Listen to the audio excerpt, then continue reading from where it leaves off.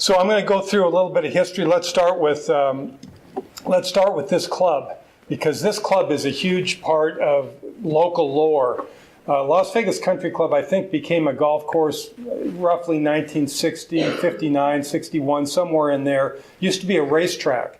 This was the Bonanza racetrack for low-level horse racing in the 50s, and then it became a golf course. So one time it was owned by the same man who owned the Boston Celtics.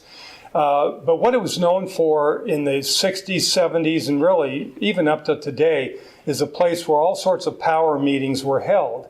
And this is the one club you could go into. When I first got here in 75, I'd come into the club. You'd see the governor, a U.S. senator, three totally mobbed up guys that you knew had murders on their belt. And they'd be sitting, talking over tables.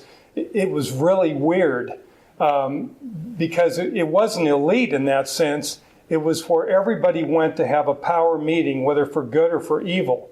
And I know when Mo Dalitz, who was at one time an owner of the club, would come in here, they saved one booth for him where every seat in the booth had their back against the wall for obvious reasons. If you're going to shoot me, you got to shoot me head on.